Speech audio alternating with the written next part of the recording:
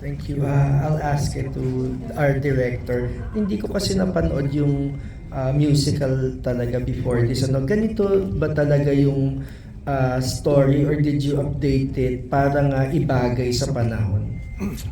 Sa mga nangyayari sa atin.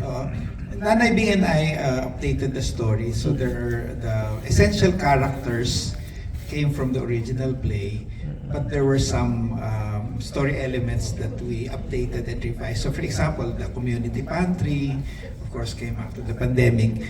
And then there were some also some elements from the play that we either adapted for the film. So those who have seen the play would know that it was more episodic, and the characters don't really interact the way they are in the film. No? So what we decided early on was that we would really make the film set in a community so that these people would normally get to interact with each other, meet each other on the street or in the course of their daily lives, so that it becomes a microcosm of the whole society. Pero in-update nyo nga po so just to be cinematic or dahil nga timely yung ibang mga subjects na sa nangyayari ngayon? Yeah, that was also a consideration. I see. So there were some story elements that we discussed and brought it as part of the story. But some of them were actually already in the original play. It's just that the nuances were updated to be more in keeping with what's happening now. There's at least one song that Nanay Bing changed the lyrics because of the difference, no, in terms of how it was. And I'd like to mention that Nanay Bing actually wrote 3 original songs for this film version. Okay. Okay, 2 more questions for me if I may. Yes, sir. Usually kasi pag may mga tungkol sa religion, itinataon sa Semana Santa, no? Talagang ito ang pinili niyong play date near Christmas? Partly yes, and also partly by necessity. It was either the Holy Week, but there was also advice from the religious that it might be better not to show it during the Lenten season, because the idea is that Lenten season is really for prayer. And since the title is Nasaan si Hesus, then it was also considered that it might be best to do it going into Christmas, no? Because Christmas is really the season for Jesus. But also, and we also sought the advice of SM Cinemas, and they said that this might be the better date for this year at least, no? Ayaw na sana naming ipagpaliban pa ng susunod na taon. So parang this seemed to be the best date available for this year. Thanks. My last question for Salome. I was pleasantly surprised to hear you sing. Can you? Yeah. Thank you. Can you tell us about yung background mo sa pagkanta and how was it singing in a movie pa talaga, di ba? I used to sing when I was really young, but I had other hobbies like drawing and writing. So, mas prioritize ko yung other hobbies ko noon. I thought I would be better at them. So, medyo nabitawan ko very early on yung singing ko. I had to pick it back up again because now as a public figure, it's kind of lucrative for me to do corporate events where I can sing. Kasi talent ko rin naman talaga yun. So I had to kind of reawaken that, and also pumasok itong opportunity na ito.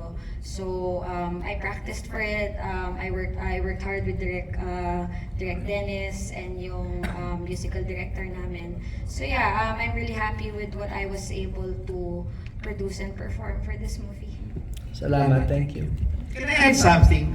Kasi for this film, we recorded the songs first before the shooting. Okay. And si Salome, I was pleasantly surprised pagdating niya doon sa recording. may notebook siya, nandun yung lyrics, plus all her notes O, di ba? about interpretation. Career. Aba? So talagang kinarir niya. So Oo. we were really very impressed. And I have to give credit to my partner, producing partner, si Lou Gomez. When we were casting it, to be honest, and Salome knows this, hindi ko naisip si Salome. And it was Lou who said, Dahil sa karaoke namin ng AGs. it was Lou Nagsimula who sa said, Aegis. Lou who said na we should plan. And then when I heard it, sabi ko, oh my gosh, perfect. So, and we enjoyed, and knows, kahit yung nagsushooting na ako, enjoy kami, hirap na hirap sa amin yung DOP namin. Kasi, dami. Sige, gawin natin dito, gawin natin. Yan. Thank you. Yung mukha ni din. Okay, questions po. Thank you so much for that question po. Sir, yes sir. Hello. My question first is for Rachel. Hi, Rachel. Hello po. Congratulations to your first movie. Thank you.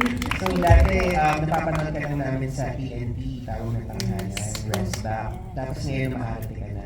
So, how was it transitioning from singing and now to acting? And then, how was it working with good singers like Rachel Alejandro and Jeffrey Hidalgo? At first, ano yung dad ko. At first, actually, kinakabahan po ako kasi as a singer, kumbaga, transition into an actor. Siguro, when it comes to emotion, madali lang. Kasi parang kumakanta lang din ako noon. Pero, doon ako kinabahan nung kasama ko po sila, Direk, at saka si Miss Rachel. Nakapangalan ko rin po. Sobrang kabado ako kasi grabe, dati tinitingala ko lang sila ngayon. Kasama ko na sa film, sa movie. And nakakatuwa kasi, kumbaga, it's a musical. And talaga namang, nung nalaman ko ito kay Tita Malu, I'm so happy kasi, sabi ko, it's a challenge for me kasi bukod sa pagiging singer, kumbaga napukaw yung pagiging actor or actress ko. Kasi pangarap ko rin po na umarte. Kung dati nakatingin lang ako sa salamin, arte, ganun. Ngayon nagawa ko na. Pero kinakabahan po ako, sa totoo lang. Sobrang kinakabahan ako. But I am thankful, syempre, dahil napasama po ako sa moving ito. At syempre, blessing na din dahil it's about Lord, about kay God, na kumbaga talagang blessing po ito sa akin. Kaya thank you po sa pagsama po sa akin dito sa film. Kay Tita Malu, thank you so much. Okay. May question pa po? Follow up pa lang kay Jeffrey. Sir Jeff. Jeffrey, kamusta naman na kasama mo rito sa movie si Geneva? Hindi kami magka-eksena eh. kasama ko siya ngayon sa Jeff Rock. So, nag-promote bigla ng Jeff Rock, running until 27, 28, 29, our last 3 days. So, actually excited kami talaga na magkasama sa isang pelikula. Yun lang nga, hindi kami magka-eksena. Pero at least, yung isa sa mga BFFs ko, si Rachel, na naging asawa ko dito, nakasama ko na. Actually, special request nga yata niya ako. Ako yung maging asawa niya. Iba yung role ko dapat dito. But I really enjoyed it. And of course, working with another Rachel naman. Napakagaling, very natural. Gulat ako first time lang pala niyang umarte. Di ba? Ang galing. Thank you so much. Question po, yes? Congratulations on winning the raffle. Hi, Direk Dennis. Direk Dennis, i-release nyo po ba itong mga songs and tracks na nandito? Kasi magaganda po mga... Balak namin. We'll just have to work out the details and the rights and all that. No? So, marami nang nagre-request. No? So, we hope to be able to do that. Siguro kahit partial muna in time for the screening of the movie. Pero for the release siguro, magkakaroon kayo ng proper recording for it or kukunin nyo lang dito sa pelikula? Actually, yung recording naman is very good. No? Na-record naman siya talaga in a studio. So, mas madali na yun na mai-release as a recording. May last question po. Sayang po wala po dito yung ibang cast pero mas maganda kasi tanong.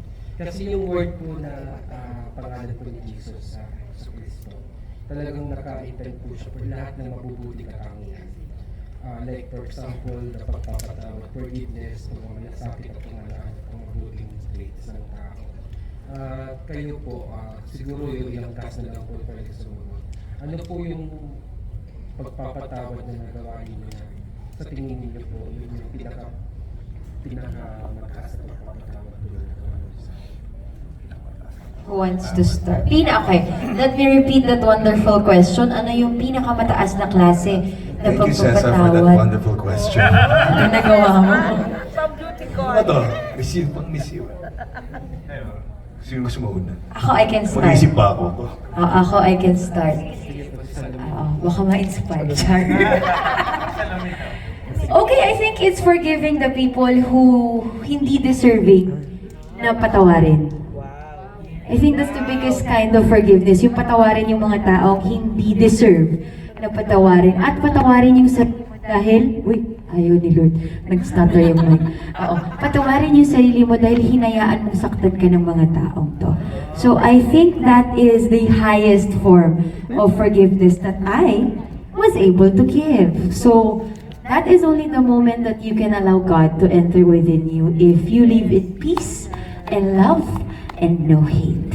Ayun. Next, direct. Dagdag ko lang, it's not, thank you for that question and that observation. But something that was also present when we were structuring the film is that all the 7 capital sins are actually present in the film, and then the 7 values that contrast with it. So some are more pronounced than others for practical purposes. But that's also something that perhaps for the audience that you might start a discussion about the film is if you can see that the characters represent, or the flaws represent, the 7 capital sins and the 7 values that contrast with them. At mukhang napatawad naman din ako ni Lord sa pagkain ko. Si Salome po yata may gusto ko i-share. Wala na masagot, may nanalo na eh.